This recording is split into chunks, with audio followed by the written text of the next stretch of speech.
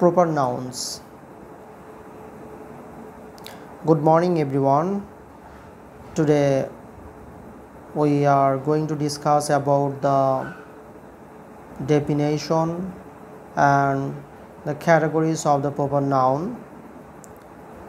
The proper nouns are basically names of a specific people, place, month, days, festivals or magazines and so forth. Proper nouns do not generally share the formal characteristic of common nouns. In particular, they lack articles or rather article construct. তার মানে হলো যে proper noun বলতে সেই সকল নাউনকে বোঝায় যা দ্বারা কোনো নির্দিষ্ট ব্যক্তি, বস্তু, স্থান, মাস অথবা দিন বা কোনো উৎসব, ম্যাগাজিন অথবা এই জাতীয় কোনো কিছুকে বোঝায়। এবং এই প্রপার নাউন হলো সাধারণত এটা কোনো আর্টিকেল গ্রহণ করে না এবং এটা বাক্যের যেখানেই ব্যবহার হয় না কেন এটা ইনিশিয়াল ক্যাপিটাল লেটার হবে, অর্থাৎ বাক্যের যেখানেই প্রপার নাউন ব্যবহার হোক না কেন এটা ক্যাপিটাল লেটারেই লিখতে হবে, এখানে সেটাই বোঝানো হচ্ছে। আর আমরা এখানে প্রপার নাউনের কয়েকটা ক্যাটাগরি দেখিয়েছি। তো personal names, temporal names and geographical names. তার মানে হলো যে প্রপার নাউন যেহেতু নামবাচক একটা বিশেষ্য বিধায় এই নাম হতে পারে কোনো ব্যক্তির, হতে পারে কোনো টেম্পোরাল কোনো নেমস অর্থাৎ কোনো বস্তুর, অথবা কোনো জিওগ্রাফিক্যাল নেমস হতে পারে, ভৌগোলিক কোনো নাম হতে পারে, এছাড়া আরও ফেনোমেননস থাকতে পারে। তো আমরা সেই ক্যাটাগরিগুলো এখানে দেখানোর চেষ্টা করেছি। প্রথমে আমরা পার্সোনাল নেমসের কথা যদি বলি, যেমন এখানে এক্সাম্পল দেওয়া আছে যে Jack Wilson, professor Smith, inspector Harris. এই নামগুলো অনেকটা বিদেশি নেম, যার কারণে এখানে দেওয়া হয়েছে যাতে আপনারা সহজে বুঝতে পারেন।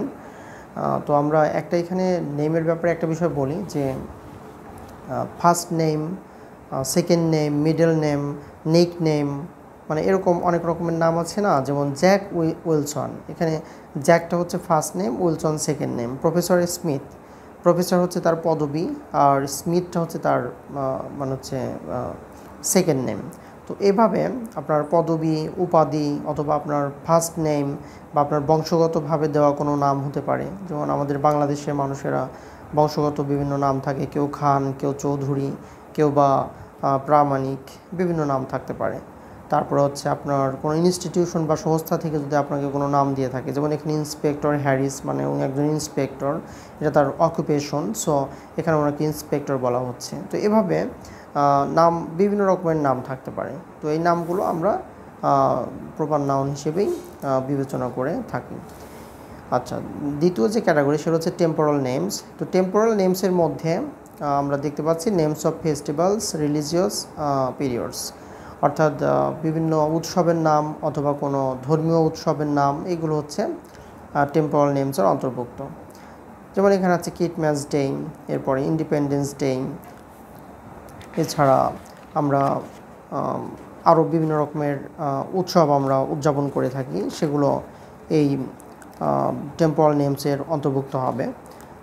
আমরা বাংলাদেশেও অনেক রকমের উৎসব করে থাকি, পয়লা বৈশাখ করি, এরপর নিউ ইয়ার করে থাকি, রমাদান আমাদের ধর্মীয় উৎসব, তারপর আমরা কি বলবো আরও গুড ফ্রাইডে, এছাড়াও ব্ল্যাক ফ্রাইডে বা এরকম অনেক উৎসব আছে। মানে আমাদের ধর্মীয়ভাবে মুসলমান, হিন্দু, বৌদ্ধ, খ্রিস্টান সব ধর্মের মানুষদেরই বিভিন্ন রকমের উৎসব থেকে থাকে। আমি সবগুলো নাম এই মুহূর্তে রিমেম্বার করতে পারছি না, এগুলোর তালিকা আপনার ইন্টারনেটে পেয়ে যাবেন, তো এগুলো দেখে নেবেন। এগুলো সবই হচ্ছে প্রপার নাউন্সের অন্তর্ভুক্ত এবং এখানে যেখানে লিখবেন না কেন এগুলো সাধারণত জিরো আর্টিকেল গ্রহণ করবে এবং ক্যাপিটালাইজড হবে। আর names of month and days of the week, এই বিষয়টা একটু খুব ইম্পর্ট্যান্ট। আমরা প্রায়ই আমরা যখন কোনো কিছু লিখি বা কোনো কিছু আমরা বলি, তখন এগুলো কিন্তু আমাদের খেয়াল রাখতে হবে যে মাসের নাম অথবা দিনের যে নাম, অর্থাৎ সপ্তাহের যে দিনগুলো আছে, যেমন স্যাটারডে, সানডে, মানডে, এইগুলো আর কি, এগুলো সবই ক্যাপিটালাইজড হবে এবং যেখানেই লেখেন না কেন এগুলো ক্যাপিটালাইজড হবে। এবং এর পূর্বে প্রিপোজিশন থাকতে পারে, বাট এর পূর্বে কোনো আর্টিকেল সাধারণত থাকবে না।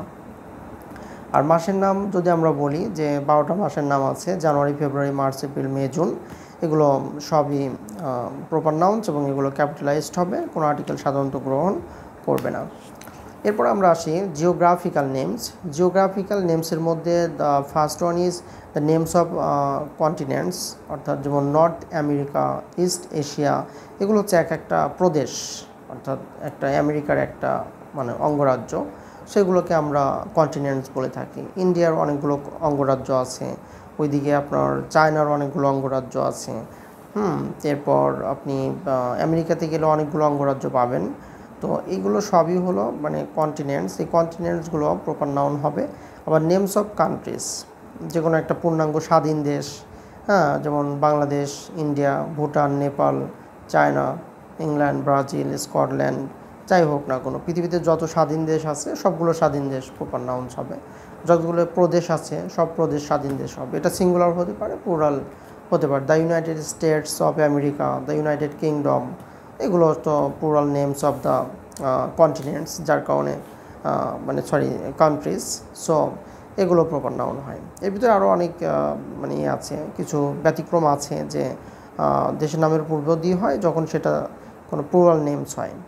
তবে নেমস অফ সিটিস, টাউনস, আবার দেশের যে সিটিগুলো আছে, যেমন আমাদের বাংলাদেশে ঢাকা, রাজশাহী, চট্টগ্রাম, সিলেট, এগুলো হচ্ছে সিটি, এক একটা জেলা বা সিটি বলতে পারেন আপনি। সিটিগুলো প্রপার নাউন্সই হবে। এখানে এক্সাম্পল দিয়েছি রোম, তারপরে বোস্টন, ঢাকা, এরকম। টাউনের নামও হচ্ছে হবে প্রপার নাউন্সেরই অন্তর্ভুক্ত, এটা geographical name.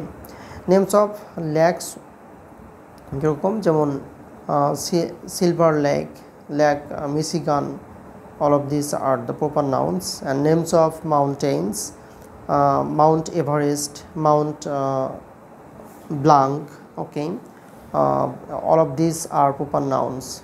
So in short we can say proper nouns refers to the name, specific names of people, place, month, days, festivals, magazine and so forth. অর্থাৎ প্রপার নাউন হচ্ছে specific person, place, things, idea or month, days, festivals, magazines and so forth.